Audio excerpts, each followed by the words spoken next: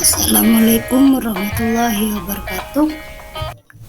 Perkenalkan, nama saya Nurul Hasanah dari SMKS Al-Ittihad, CGP Angkatan ke-7 Kabupaten Sumeneb.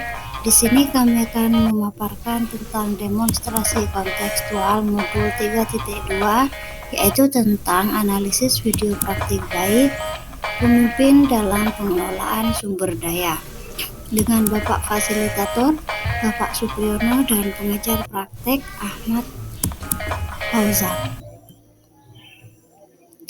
Tujuan pembelajaran khusus yaitu yang pertama, CGP dapat menganalisis tentang visi dan prakarsa perubahan dari tayangan video praktik baik yang ada. Yang kedua, CGP dapat mengidentifikasi kegiatan-kegiatan yang berhubungan dengan masing-masing tahapan bagja dari tayangan video yang ada. Yang ketiga, CGP dapat mengidentifikasi peran pemimpin pembelajaran dari tayangan video. Yang keempat, CGP dapat menganalisis modal utama apa saja yang dimanfaatkan contoh video praktik baik ini. Kira-kira apakah visi dari sekolah tempat guru dalam video tersebut mengabdi? Visi dari sekolah tersebut adalah mencetak murid yang berakhlakul karimah, mandiri, kreatif, dan kolaboratif menuju profil belajar Pancasila. Apakah prakarsa perubahan yang akan dilakukan oleh guru dalam tayangan video? Menciptakan pembelajaran yang menyenangkan, nyaman, semangat belajar, dan berpihak kepada murid. Apakah pertanyaan utama dari kegiatan yang dilakukan oleh guru dalam tayangan video tersebut? Bagaimana menciptakan lingkungan belajar yang menyenangkan, nyaman, semangat belajar, dan berpihak kepada murid? Kegiatan atau tindakan apa yang dilakukan oleh guru dalam tayangan video yang menggambarkan tahapan bagja? Yang pertama, buat pertanyaan. Pertanyaan utamanya adalah bagaimana menciptakan lingkungan belajar yang menyenangkan, nyaman, semangat belajar, dan berpihak kepada murid. Tindakannya yaitu berkolaborasi dengan teman sejawat terkait dengan prakarsa yang akan dilakukan, meminta pendapat murid untuk menentukan hal-hal yang dapat menumbuhkan semangat belajar, meminta pendapat murid terkait hal-hal apa saja yang mereka sukai di dalam kelas. Yang kedua, tentang ambil pelajaran. Pertanyaannya, bagaimana kelas yang kalian inginkan agar kalian bisa semangat belajar? Tindakan yang dilakukan. Yang pertama, guru memfasilitasi murid untuk melakukan supervisi ke kelas 2 dan kelas 6 secara berkelompok dan mencari informasi sebanyak-banyaknya. Yang kedua, murid mencatat apa yang mereka lihat ketika observasi kelas 2 dan 6. Yang ketiga, murid bertanya kepada murid kelas 2 dan kelas 6 terkait hal-hal yang membuat kelas mereka menyenangkan, nyaman, dan semangat belajar.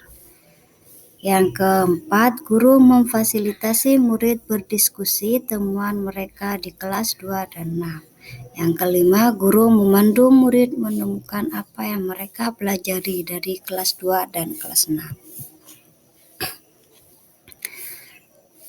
Gali mimpi.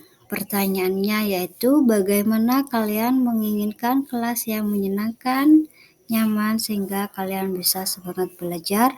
Tindakan. Yang pertama, murid diberi kesempatan membayangkan kelas seperti apa yang mereka inginkan. Yang kedua, murid diberi kesempatan untuk menggambarkan kelas yang mereka inginkan. Yang ketiga, murid diberi kesempatan untuk mempresentasikan gambar yang mereka buat tentang kelas yang mereka inginkan. Yang keempat, guru memberikan umpan balik, menilai, memberi apresiasi positif terhadap presentasi mereka. Jabarkan rencana. Pertanyaan, bagaimana kalian menciptakan kelas yang menyenangkan, nyaman, sehingga kalian bisa semangat belajar? Tindakan. Yang pertama, murid diberi kesempatan untuk berkontribusi menentukan apa saja yang mereka butuhkan dalam mewujudkan kelas yang mereka inginkan. Di sini mereka berdiskusi. Guru yang kedua, guru mencatat hasil diskusi terkait hal-hal yang mereka inginkan dalam kelas mereka. Yang ketiga, guru membagi tugas atau peran hasil diskusi terkait dengan hal-hal yang mereka inginkan dalam kelas mereka. Yang keempat, murid diberi kesempatan berkontribusi untuk menentukan pembagian tugas dalam kelompok. Yang kelima, guru memberikan apresiasi positif, kemudian bertanya komitmen untuk melakukan prakarsa perubahan, membuat kelas mereka sesuai impian mereka. Atur eksekusi. Pertanyaan, siapa yang akan mewujudkan kelas seperti yang kalian inginkan? Tindakan. Setelah kesepakatan terbentuk, murid berkolaborasi menjalankan tugasnya masing-masing. Yang kedua, yaitu kelompok 1 membersihkan kelas. Kemudian yang ketiga, kelompok 2 membuat hiasan dinding dan menempelnya. Yang keempat, kelompok 3 menyusun bangku. Dan yang kelima, kelompok 4 menyusun buku, sehingga di dalam kelas terbentuk sebuah kelas yang mereka impikan. Apa peran pemimpin yang tergambar dalam tayangan video? Seorang guru sebagai pemimpin pembelajaran dalam video tersebut menunjukkan peran yang dimilikinya sebagai berikut. Yang pertama, peran pemimpin yang tergambar adalah guru mampu berpikir berbasis aset atau asset-based thinking, yaitu guru menggali dan memetakan modal atau kekuatan demi mewujudkan kelas yang menyenangkan, nyaman, sehingga murid semangat untuk belajar. Guru melibatkan rekan sejawat dalam merumuskan prakarsa perubahan, kemudian murid sebagai pelaksana. Guru berperan sebagai manajer dalam kegiatan kolaborasi. Guru fokus pada modal sosial sekolah untuk mewujudkan prakarsa perubahan. Guru fokus pada kebiasaan, tidak berkutat pada standar. Apa saja modal utama yang dimanfaatkan oleh pemimpin pembelajaran dalam tayangan video? Lalu bagaimana pemanfaatannya? 7 aset utama. Yang pertama, modal manusia, yaitu pemangku kepentingan. Di sini adalah kepala sekolah, guru atau rekan sejawat, wali kelas 2 dan 6, murid. Pemanfaatan, pemangku kepentingan dimanfaatkan untuk dukungan. Guru atau rekan sejawat yaitu kolaborasi, sharing ide untuk prakarsa perubahan. Wali kelas 2 dan 6 memberikan izin observasi kelasnya. Murid, sharing ide prakarsa perubahan, kreativitas dan pelaksana prakarsa perubahan. Yang kedua, modal sosial, yaitu hubungan positif dengan rekan sejawat, hubungan positif dengan wali kelas 2 dan 6, hubungan positif dengan murid. Pemanfaatan, berdiskusi dengan rekan sejawat untuk pelaksanaan prakarsa perubahan. Bekerja sama dengan wali kelas 2 dan 6 untuk melakukan observasi kelasnya sebagai referensi murid dalam hal prakarsa perubahan. Bekerja sama dengan murid dalam hal pelaksanaan prakarsa perubahan. Yang ketiga, modal politik, yaitu kebijakan kepala sekolah. Pemanfaatan, melalui kebijakan kepala sekolah, maka prakarsa perubahan dapat terwujud dengan baik.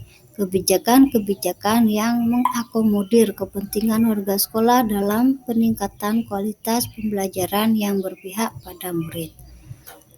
Yang keempat, modal agama dan budaya, yaitu sikap santun dan gotong royong. Pemanfaatan, sikap santun dan gotong royong murid yang sudah membudaya untuk bekerja sama mewujudkan kelas yang menyenangkan dan nyaman, sehingga mereka memiliki semangat untuk belajar. Yang kelima, yaitu modal fisik. Ruang kelas yang luas, kelas 2 dan kelas 6, kertas, spidol, poster, buku, rak buku, dan gambar-gambar.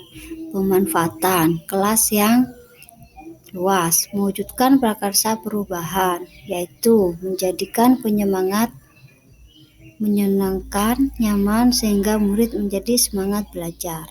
Kelas 2 dan 6 dijadikan bahan referensi untuk prakarsa perubahan. Kertas, spidol, poster, buku-buku, rak buku, gambar-gambar dijadikan hiasan untuk prakarsa perubahan. Yang keenam yaitu modal lingkungan atau alam adalah udara dan air bersih. Pemanfaatan udara yang bersih berguna untuk daya konsentrasi murid dalam belajar. Udara bersih yang masuk ke sistem pernafasan membantu murid berkonsentrasi dalam belajar melalui praktek stop. Air yang bersih berguna untuk mengepel lantai.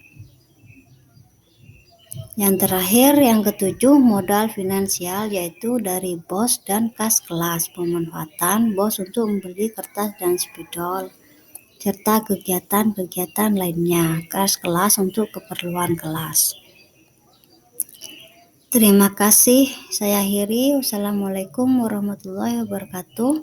Galilah sedalam-dalamnya, barangkali di sana ada sebuah berlian yang bisa kau asah.